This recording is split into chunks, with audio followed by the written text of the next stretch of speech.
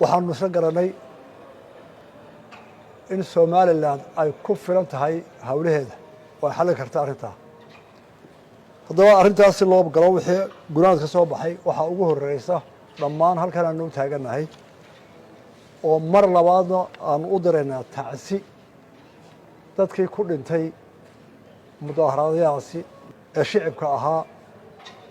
oo si kadisa oo laba filaana arrintaas Somaliland uga dhacday aad iyo aad baan uga xunahay daan madaxdii qaranka nahay waanu ka tacsiyadeynaa annagoo qaranka wakiila ehelkii iyo qoysaskii geeraas ku timid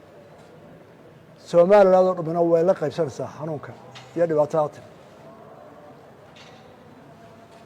arrintaana haddii alla yidhaahdo marka ay nabadda dejino waa laga hawlgelaya siday wax u dhaceen waa laga hawlgeli doonaa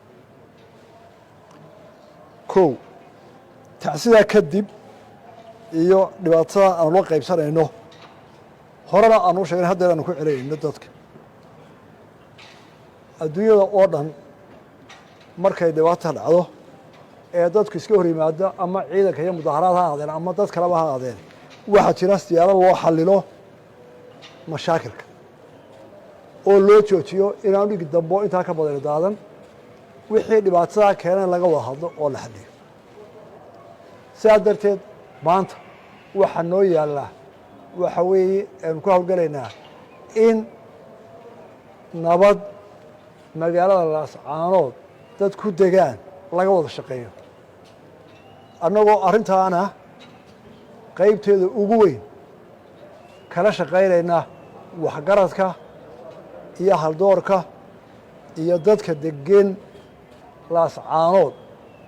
madax dhaqameedkooda siyaasigooda caalimkooda sheekha ah dhalinyaradooda haweenkooda taasi waa ta koobaad marka nabadda la xalilo ee deganaanshaha ay isku filaato ay magaalada furanto ee dadku hawl galaan ciidamaduna way ka baxayaan ciidamadu uma joogaan inay dadka caburiyaan iyo inay dadkooda dhibaan midna waa kuwii daafacayay mudaaharaadka dadka mudaaharaadka ee ka xumaaday geeridii allahu naxariistay ninkii dhintay ee argixisada dishay waxa u soo raacay 4 col oo kale oo Somaliland la dagaalamaya oo kow ay ka tahay argagixiso inta la hayo ee maxkamadu hayaan ilaa 2009 ilaa maanta Laascaanood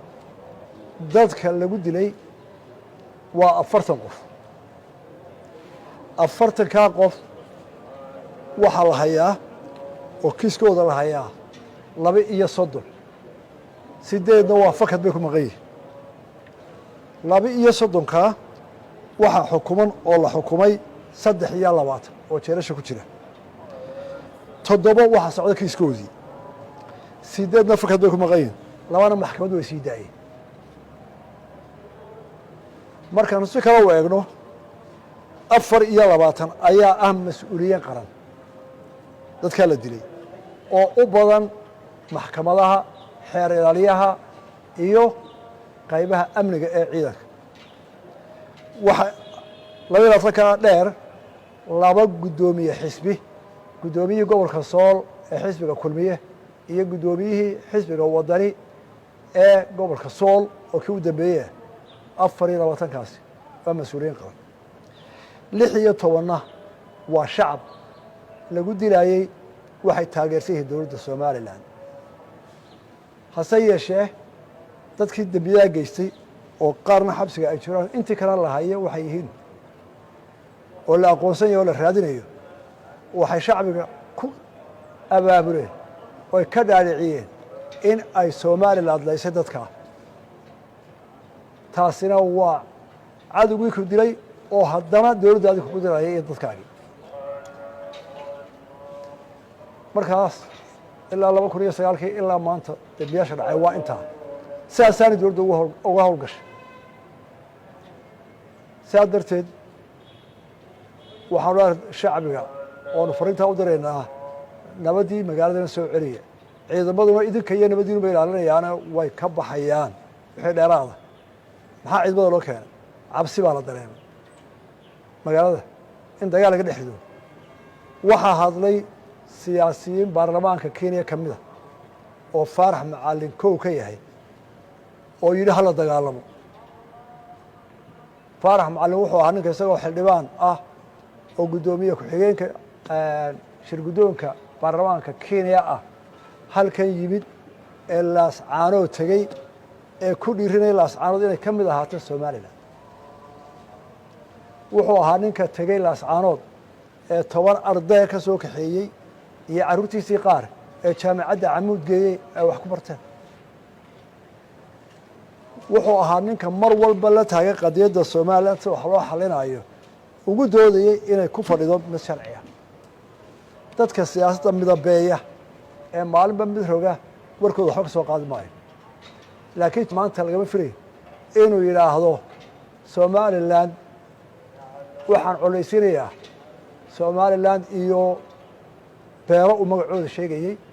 oo ah dadku si qabali ah u dagaalamo wuxuu yidhi faarax macalin ma soconayso wixii ingiriiska dhigay iyo isticmaalka ugu tegey faaraxow aduu kiiniyaan baa tay qurumaha badan ee kala afka ee kala diinta ah ee kenya ayaad wax la qaybsatay ood la baasaboor tahay ood la aqoon tahay garan maayo ra'yigaasi wuxuu kaa godaarayay faarax intaasaan leh waxaa hadlay oo dagaal iclaamiyey madaxweynaha puntland iyo ku-xigeenkiisa maanta kollaba lagama filayo inay puntland dagaal ku iclaamsan somaliland waan soo weerarayna dhibaatooyin badan baa labadeena ina haysta maanta annagu waxaan u taaganay nabad iyo jaar wanaag waxaananu leenahay dagaal lagama faa'iide ka joog haddii se aad ka fursan weydo ood weerarkaa soo qaadana wixii aad ka hashay aad leedahay somalilan qarannimadeena daafacdo waa u diyaar laba deni wuxuu yidhi xasuuqa ka dhacaya laascaanood eegan mayno waa ka dagaalamayna laascaanood mudaharad bay ciidan boliisa iyo isku dhaceen dadku waa mashkalad somalilan u taallo oo ay xalinayso kana garaabayso dowlad iyo shicib maxay u dhacday arrintaas dadka maxaa ku dhinteen waanu ka siman laakiin waxaan ku leeyahay intii boosaaso ku dhimatay ee adiga iyo in diyaana ay ka dhimatay dhexdiina ee ka dhacday dee 5 gore ka badanta intii ku dhimatay boosaaso maalintii gabadha xildhibaanada ee muqdisho joogtay ay ka soo degaysayna ma gaadhin waanu idin ducaynaynay oo mashkaladiina maanaan soo fargelin maanta talada adiga ku-xigeenkaa u gaadheen weerar aynu qaadno somaliland aad bay arrintaa u dhegeysanaysaa oo ay maqlaysaa waxaan se kaga ciilaahe mar hadday somaliland ciidankeeda shacabkeeda diyaaru dalkooda inay daafacaan haddii aad ka joogi weydo nabaddaa diiddo wixii aad ka hasheedada soo socon karaan arrinta deney iyo weerarka uu iclaamiyey inay xamran dowladda joogtaa la midaysantaho iyadu soo furtay waxaa u daliila maanta golisa shacabku intuu fadhiistay ayuu guddi u soo saaray arrinta somalilan taasi waxay markhaati ka tahay in dowladda xamar ka dhisan maanta ay ka bareedhay in somalilan ay weerar ku qaado wax kuu kordhaya waxaad istaawilisayba diyaar baan una shantiina madaxweyneha ku jiray xamar haddaad tidhahan somalilan weerar maanta waa ka qaadi karnaa waa isurannahay diyaarna waanu unahay shacbiga somalilandna taasaynu u sheegayna in maanta shacbiga xamar intuu golo fadhiistay u dhahdo somalilan guddigii tallaabo ka qaada xal lehed baanu dareema waxaad ka hesheen baa baan leh waxaa hadlay madax dhaqameedyo badan oo kismaayo jooga oo qarna jooga oo meelo kaloo badanna jooga waa inoo kow soomaali dhaqankeeda intaasoo madax dhaqameed oo dagaal ku wada bixinaysay waxay yidhaahdeen dadkii la laayey ee 40 soo sheegay 100 ka dhigeen somaliland baa laysay odayaashaas gartaa may qaadin xogagaal may ahayn arrintaa kamay gu gaarin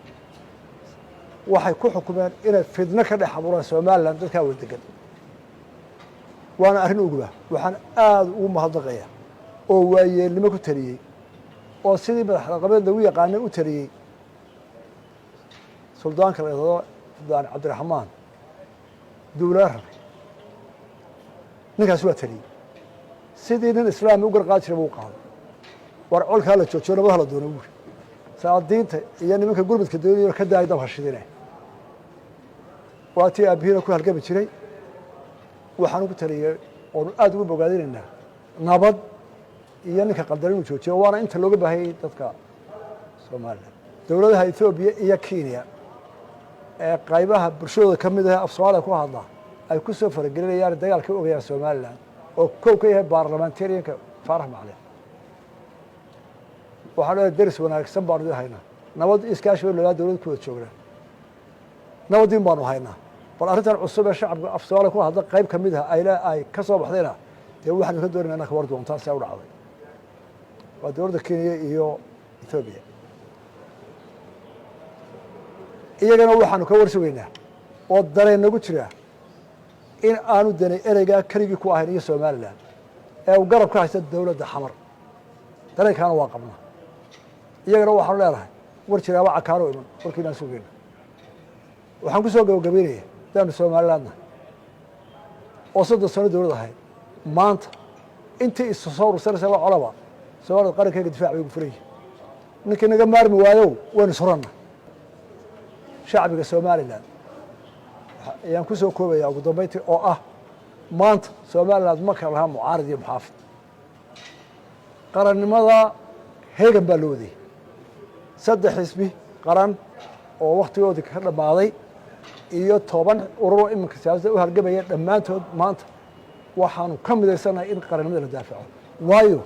intaasi waxay u tartamayaan inay dalka maamulkiisa qabtaan marka dalka maamulkiisa qabtay waa la soo weerar kama shaki qabo inay dhammaantood u wada heegan yihiin difaaca dalka iyo Soomaaliland qurbo joogiisa ka wax tabanaya iyo ka dalka jooga Soomaaliland maanta way u mudaysan tahay cadaawadda iyo weerarka dani iclaamiyay iyo cid garab ku siinaysa inaan dalka ay ka daafacaan saasaan qaramada diyaarnahay kaanu ka soo baxan yahay mashkaladda laas caanoodna Soomaaliland dhan baa isugu tagaysa annagoo walaayo waxa gaaray ka xun annagoo murugada la qaybsanayna waana la xalili karaa haddii alla ilaahay arrinta madaxweynaha ka hadlo si tifatiran uga hadlay oo kaamila waxaan aan ku daraa waxa weeye abaanu ku daraa guurtaan iyo 3 goloba waxa weeye inaanu madaxweynaha intaa uu yidhi la qabno kuma shaqaynayno dadweynahana ka codsanayno inay sidaa u arkaan in dawladdoodu jirto oo u talinayso danaheeda inay ka talinayso inay sidaa u arkaan waxaan kaloo leeyahay sidaa madaxweynuhu yidhi waanu ka xunnahay dadka mudaaharaadkii ku dhintay aad iyo aad baanu uga xun kama dhiman reer laascaanoode giddigeena inaga dhintay dadkii ay heladoodiina sabir iyo iimaan ilaahay saadiq ah idinka siiyo waanu leenahay waa ku daraynaa madaxweyne waxaan kaloo leeyahay Soomaaliland way isku filanta cid u soo gurmatana uma baahna iyadaa isku filan dawladdeeda iyo dalkeeday arrintan u tahay ka marti gelin mayno nin dal kale markii horeba u guuray oo dad Soomaali unaynu isku nahay iyo dawlado kale ka mid noqday maanta war ka marti gelin mayno dhegaysanna mayno nasnaxna kamay talan